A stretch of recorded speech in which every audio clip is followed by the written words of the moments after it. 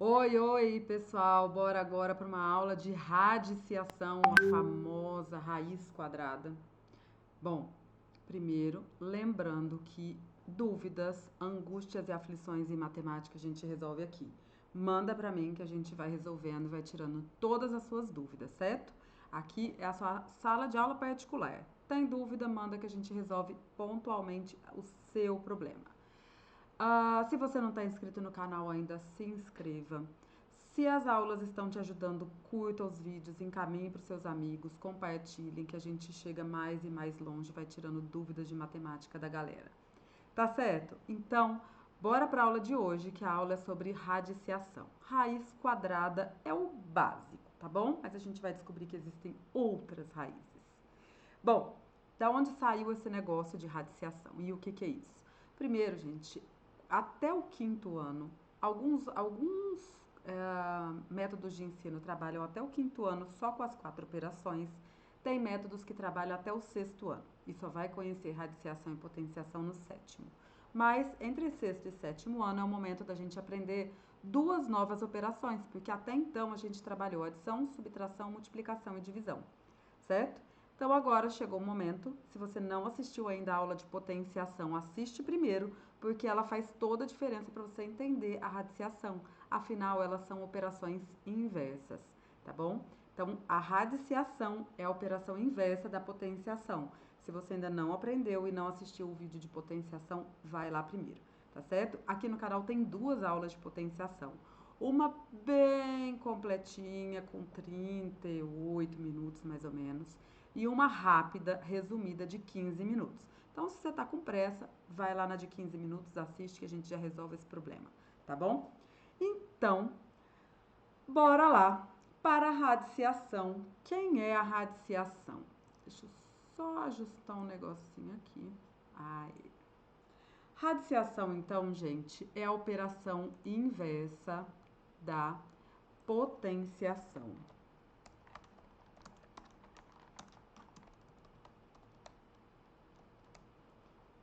Se você assistir a aula de potenciação, você vai lembrar que em algum momento eu falei que um número, por exemplo, com o expoente 2, por exemplo, se eu tiver 3 com o expoente 2, eu resolvo isso 3 vezes 3, que vai dar 9, certo? E a gente lê isso aqui, a forma resumida é 3 elevado ao quadrado. E aí, a gente vem agora justificar e mostrar a operação inversa. Assim que eu achar meu mouse, gente, é uma loucura. Eu não sei se meu mouse tá doido, se sou eu mesmo, alguma coisa tá. Mas enfim, vamos lá. Daqui a pouco eu descubro. Então a gente viu que isso aqui a gente pode ler 3 elevado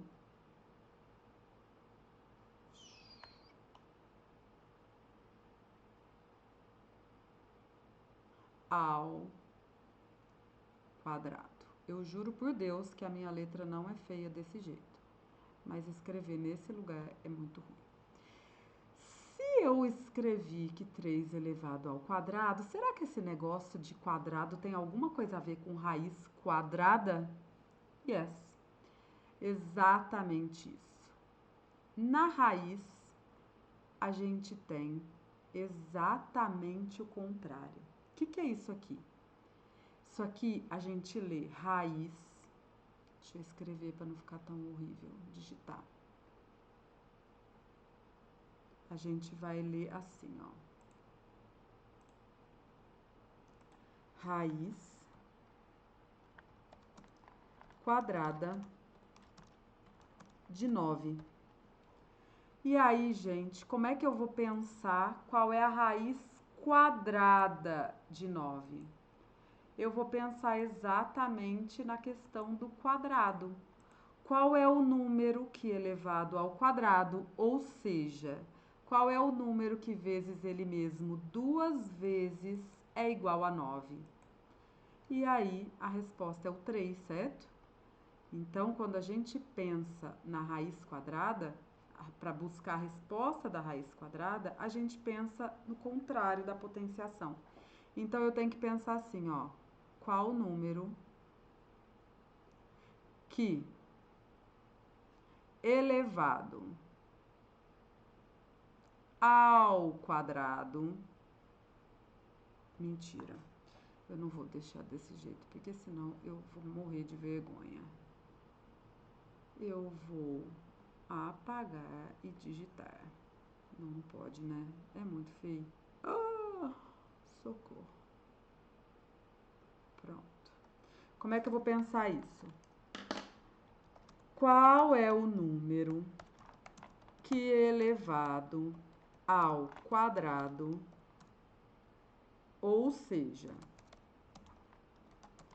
que multiplicado por ele mesmo 2 vezes é igual a 9? Pronto. E aí, como a gente é bom de tabuada, como sabemos tabuada, sabemos que o número que responde a essa pergunta, quem é? Não é o 3? Se eu sei que o número que responde a essa pergunta é o 3, então a gente achou a resposta da raiz quadrada. Então, se a resposta para isso aqui é 3, porque 3 vezes 3 é 9, então raiz quadrada de 9 é 3. Certo? E na raiz quadrada, a gente tem também, cada coisa tem o seu nome. Esse símbolozinho na raiz quadrada tem o nome de radical. O número que está lá dentro tem o nome de radicando.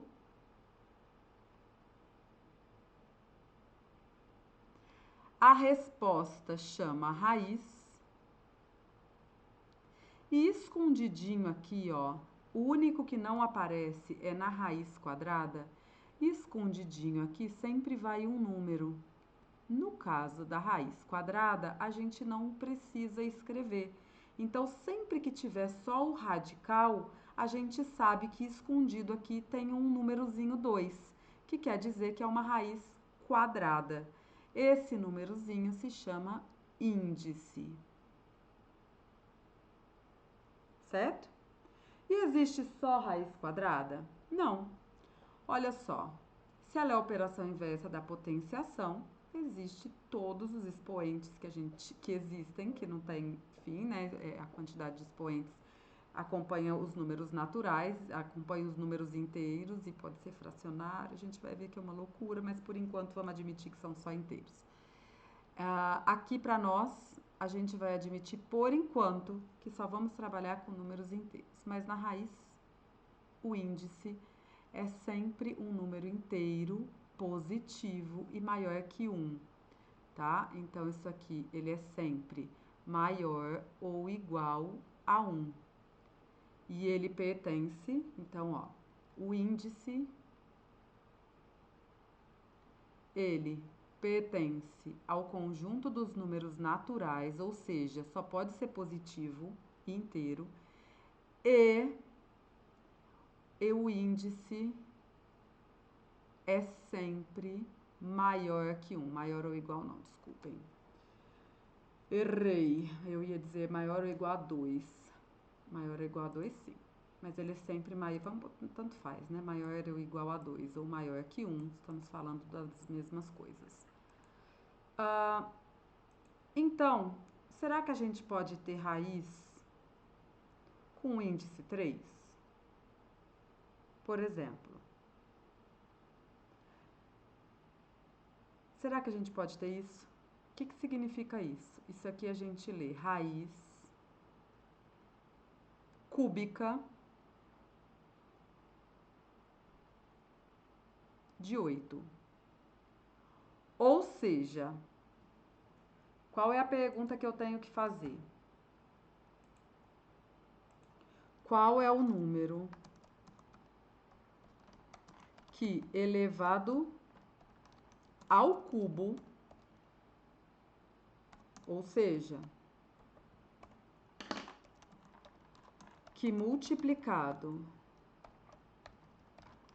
por ele mesmo 3 vezes é igual a 8? Essa é a pergunta que a gente precisa responder. E aí, quem respondeu 2 acertou. Por quê?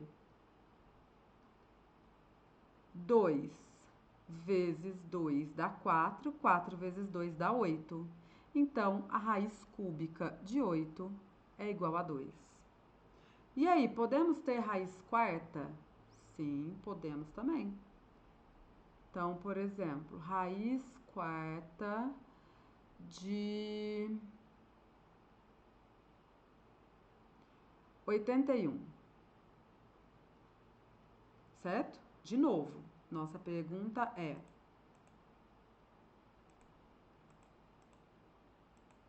vamos copiar aqui e alterar só o que a gente precisa. Qual é o número que elevado, agora não temos nome, a quarta potência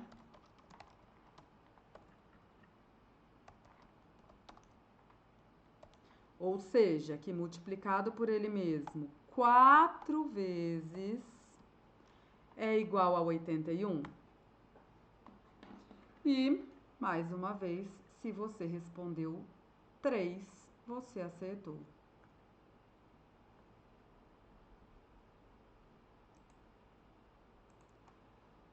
Então, se você respondeu 3, por quê, gente? 3 vezes 3 dá 9, 9 vezes 3, 27, 27 vezes 3, 81. Então, como é que a gente lê isso aqui?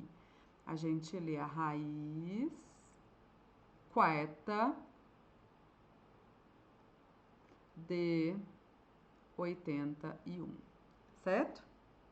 Então, gente, a radiciação é a operação inversa da potenciação.